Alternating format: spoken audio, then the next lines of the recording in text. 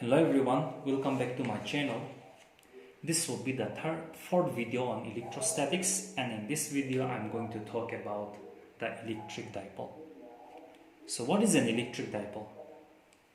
Electric dipole means it's a system of two equal and opposite charges separated by a certain distance apart.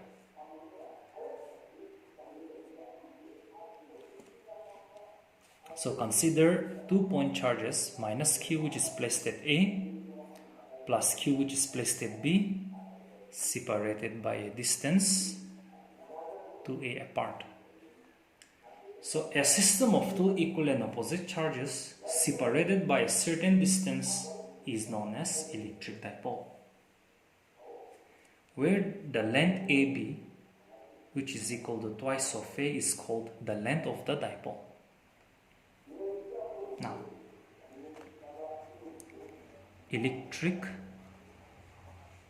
dipole moment.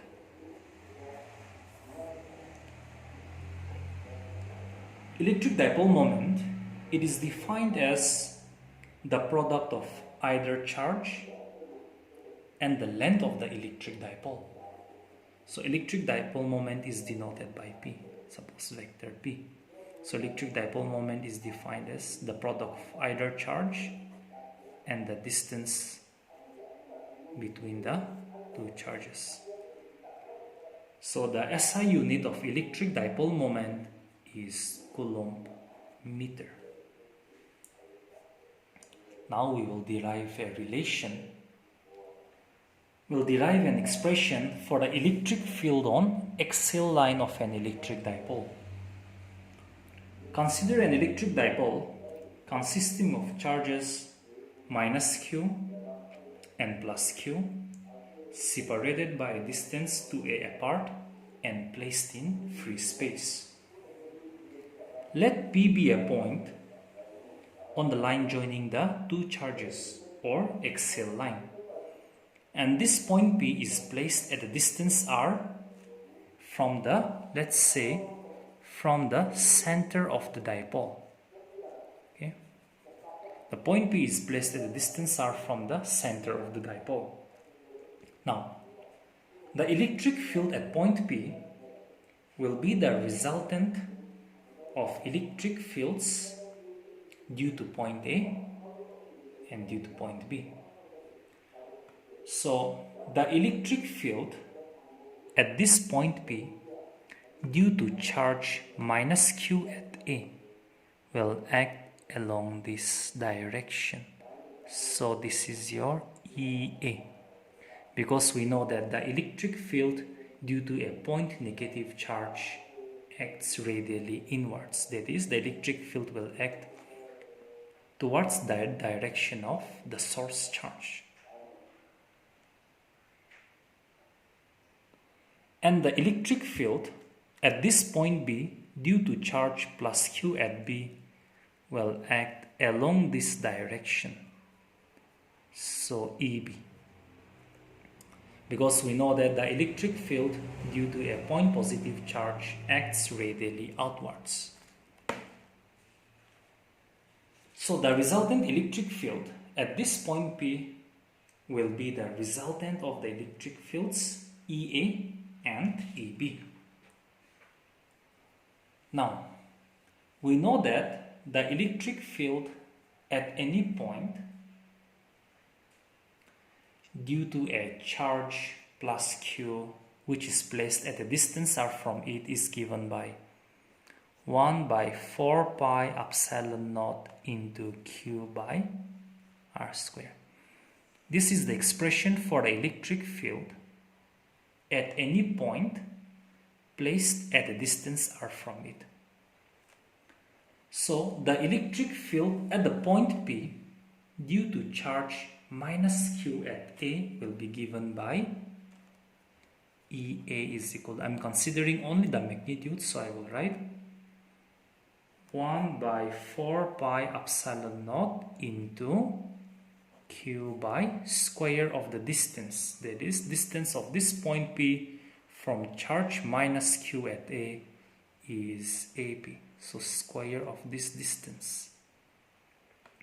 Now this gives me 1 by 4 pi epsilon naught into q by AP. Here AP means small r. Since the length of the dipole AB is 2a, and if O is the midpoint of the dipole, then OA will be A and the length OB will be also A. So the distance AP will become R plus A. So AP means R plus A holding square. And the electric field at this point P, due to charge plus Q at B, the magnitude EB, will be given by 1 by 4 pi epsilon naught into q by square of the distance. Distance of this point P from charge plus q at B will be given by BP. So BP square. So that's 1 by 4 pi epsilon naught into q by, here BP means R minus A holding square. Here obviously EB is greater than EA, as point P is closer to the source charge plus Q which is placed at B. So obviously EB will be greater than EA. Now, since EA and EB, they act along the same line but in opposite direction, therefore the magnitude of the electric field at this point P will be given. Electric field, magnitude of electric field at point P will be given by EB minus EA. Now EB is equal to 1 by 4 pi epsilon naught into Q by R minus A holding square minus EA 1 by 4 pi epsilon naught into Q by R plus A the holding square. So we take 1 by 4 pi epsilon naught into Q common, then we have 1 by R minus A holding square minus 1 by R plus A the holding square. Now we take LCM. So if we take LCM, then we have 1 by 4 pi epsilon naught into Q by, similarly, R minus A holding square, R plus A holding square. So we have here R plus A holding square minus we have here R minus A holding square. Taking LCM, okay? So 1 by 4 pi epsilon naught into Q. So we simplify this. So R square plus 2AR plus A square minus R square minus 2AR plus A square divided by, this gives you R square minus A square the holding square. Now this gives us 1 by 4 pi epsilon naught into Q R square plus 2AR plus A square minus R square plus 2AR minus A square divided by R square minus A square the holding square. So plus R square minus R square plus A square minus A square. So we have 1 by 4 pi epsilon naught into Q twice AR plus twice AR 4 times AR by R square minus A square the holding square. Now we know that the electric dipole moment P is defined as product of either charge and the distance between the two charges. So this equation can be rewritten. As, since your P is twice A times Q. product of either charge and the distance between the two charges, that is the length of the dipole. So your EP becomes 1 by 4 pi epsilon naught into twice PR by R square minus Z square the whole square, which is the required expression for the electric field at a point on the axial line of the electric dipole. Now let us consider a special case in which the length of the dipole is very small. So if the dipole is of very small length, in that case A will be very less as compared to R. That means A square can be neglected as compared to R square.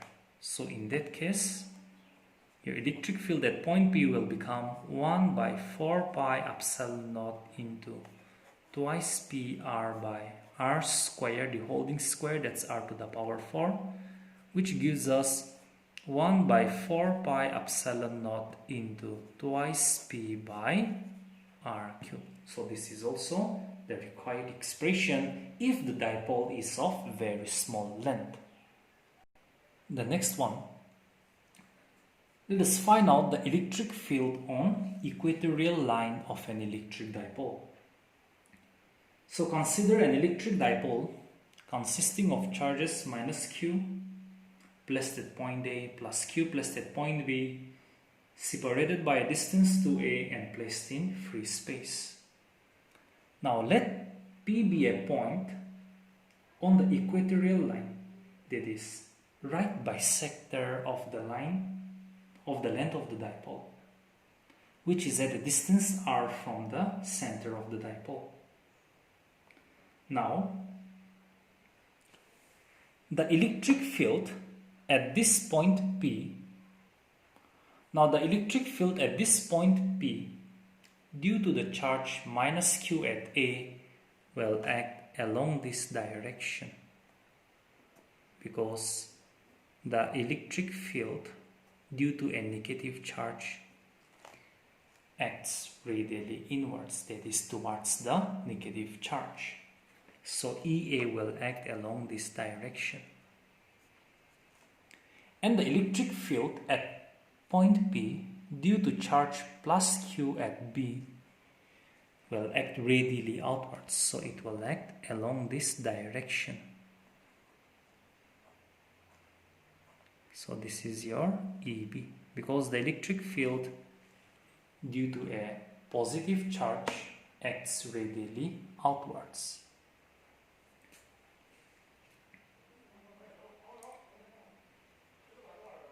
Now let us find EA.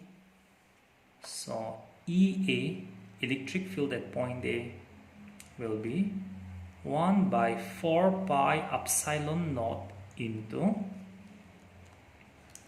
magnitude of EA, so Q by square of the distance PA, so PA square, so that's 1 by 4 pi epsilon naught into Q by, since this line is the perpendicular bisector of AB, so we apply Pythagoras theorem over here. This length is A, this length is R, so Pythagoras theorem says that this length will be square root of this length will be A square plus R square. So A square plus R square. So we apply Pythagoras theorem over this right triangle, then we get the length of PA. PA will be square root of R square plus A square, so PA square gives you R square plus A square. Similarly, the electric field at point P due to charge plus Q at B will be given by 1 by 4 pi epsilon naught into Q by PB square.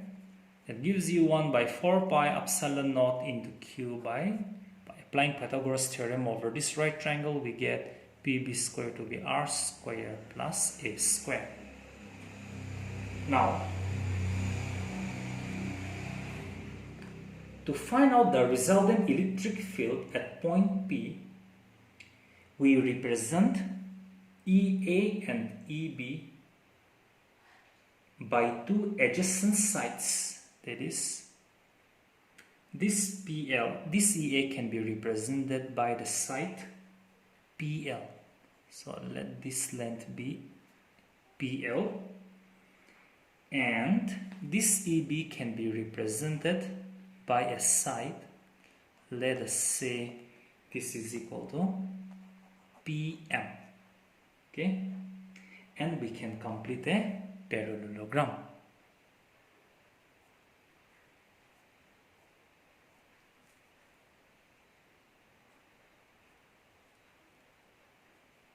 So this completes a parallelogram, and let us say that this point is M.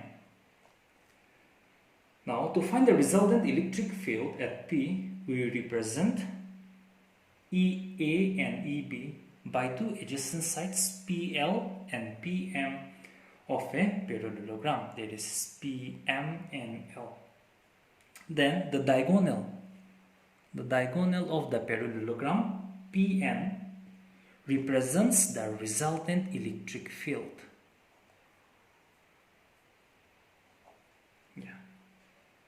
Due to the dipole. Now, the resultant electric field can be found out by using the triangular law of vector addition. That is, in triangle PAB, so this is your triangle PAB, okay? Here, the PA represents the direction of the electric field EA. PB represents the direction of the electric field EB. Okay, suppose PA acts along this direction. Okay, BP in this direction, let us say BP acts along in this direction, and BA in this direction. So in triangle PAB, PA, BP and BA represents the electric field EA, EB and EP respectively. So by triangular law of vector addition, we have, since the resultant electric field EP acts along the direction of BA. So we write EP by BA is equal to, the electric field EA acts along the direction of PA. So we write EA by PA. And the electric field EB acts in the direction of the side BP of your triangle. So EB by BP. Now we take any two ratios. Suppose we take the first and the second one, then we get electric field at point P is equal to EA into BA by PA. Now EA we have found it to be 1 by 4 pi epsilon naught into Q by R square plus A square into BA. Now BA means the length of the dipole, that is 2A, and PA, the length of this PA. Okay, we apply Pythagoras theorem over this right triangle, then the length of this PA will be square root of R square plus A square. So that gives you 1 by 4 pi epsilon naught into Q times of twice A by R square plus A square to the power 3 by 2.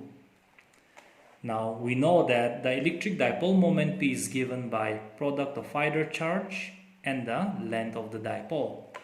So your electric field at point P will now become 1 by 4 pi epsilon naught into P by r square plus a square to the power 3 by 2, which is the required expression for the electric field at a point on the equatorial line of an electric dipole.